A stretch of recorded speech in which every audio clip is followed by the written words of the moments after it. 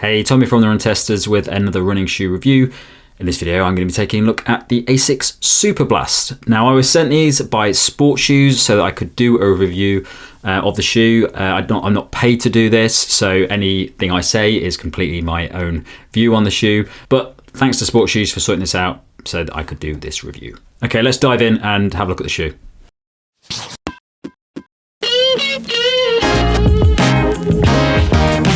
The Asics Superblast costs £210 or $220. It weighs in at 248 grams or 8.8 ounces for men in a size 8. The drop is 8mm and the stack is 45.5mm at the back and 37.5mm at the front.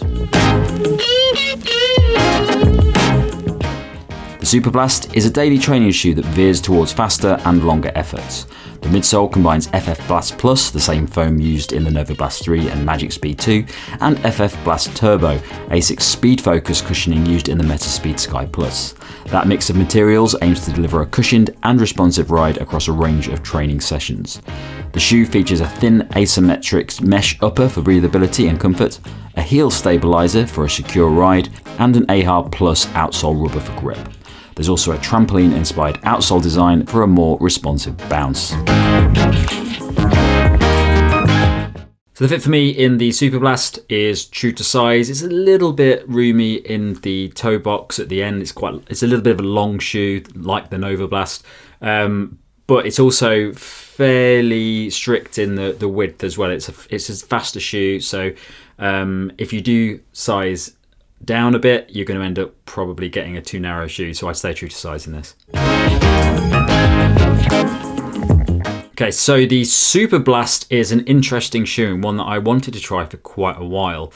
I followed the Novablast through its 3 iterations and I really liked that shoe, more so at the start of its journey, less so now.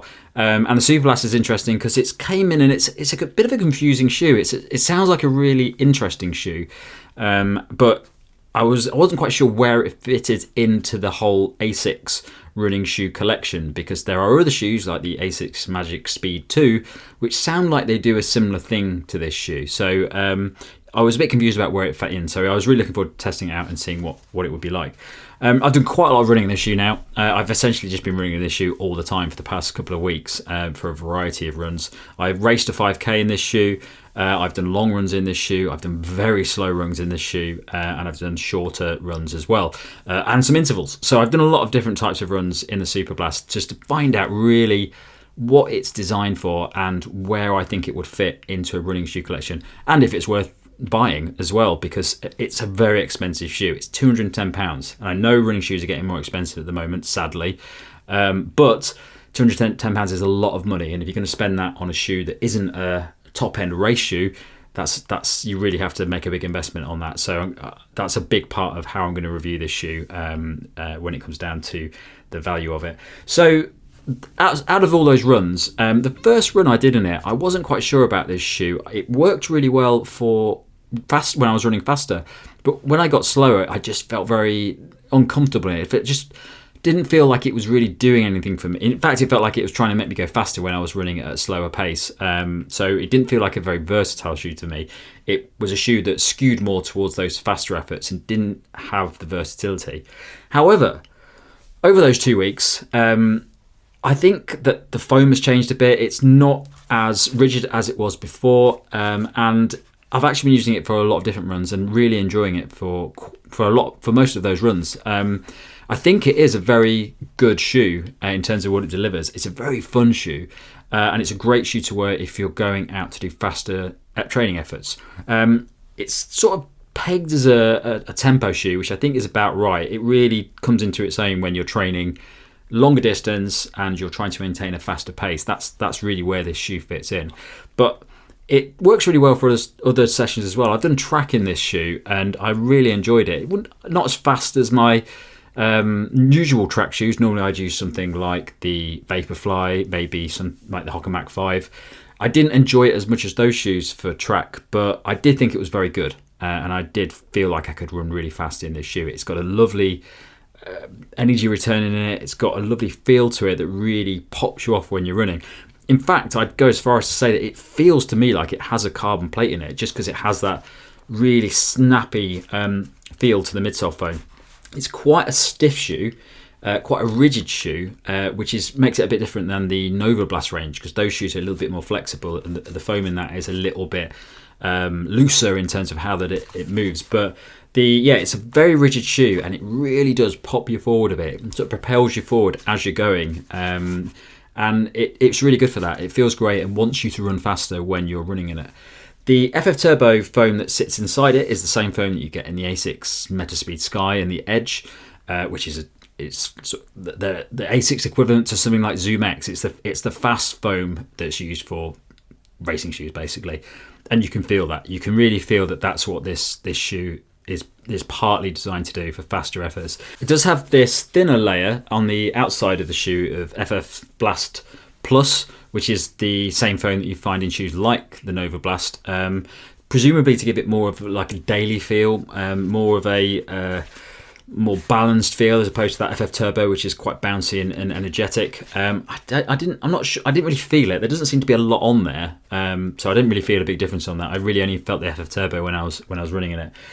But overall, it feels great. I really like this shoe. I think it's a fantastic option, and I think it's a very enjoyable shoe to wear across a range of different distances and speeds that you're going to do. I think it's quite a versatile shoe now. Now that I've broken it in a bit, and it feels a little bit more flexible in how it runs. Again, that cost is quite high, but I do think it is versatile enough to justify a higher cost, because this, I would say, is a good shoe that works alongside, if you're doing a marathon and you were going to run it in a carbon plate super shoe, and you were doing a lot of tempo training, a lot of faster training as part of your marathon training plan, this is a nice shoe to do it. And it goes up against things like the Saucony Endorphin Speed range for me in what it's trying to deliver. It really sits in that realm, possibly even better for longer runs as well. It just feels like it's a little bit more skewed towards longer distance efforts where you're trying to maintain a pace for a while, because it does deliver quite a nice energy return, and it just keeps that going for a long time.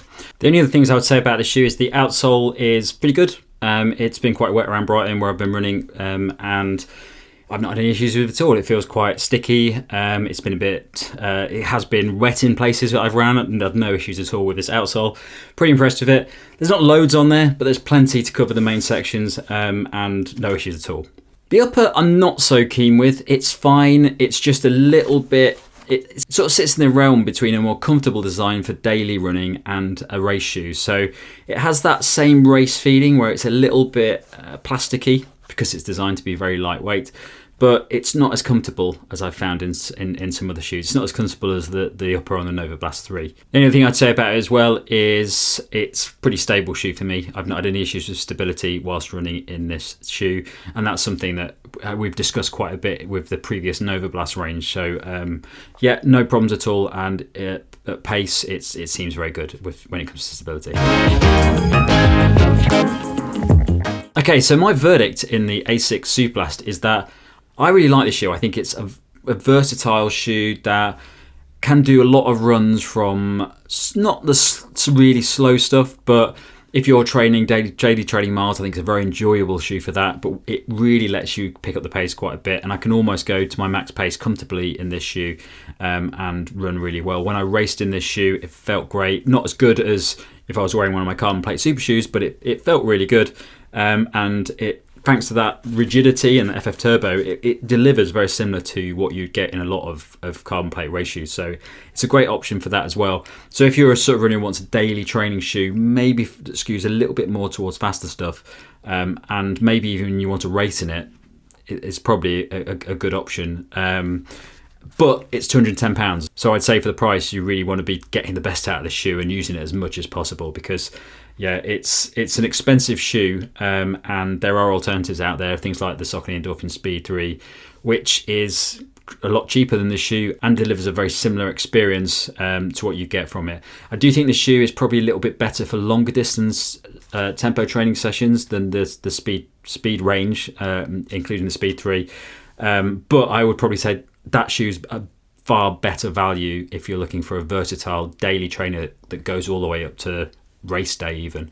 But I think it's a solid shoe, and if the price goes down on this, which hopefully it will in the next few months, it's well worth getting because I really enjoyed this, and it's almost like a successor to the Novablast. When Novablast 1 first came out, that was a very surprisingly bouncy, energetic daily training shoe, and I really enjoyed running faster efforts in that, but it was very unstable because of the way that midsole foam worked. So as it's developed to the Novablast 3, it's really sort of moved down to be just a max cushion shoe. It's not particularly versatile, it's not particularly fast shoe. So the Superblast sort of just moved in now, and it's almost like a really advanced Novablast 1.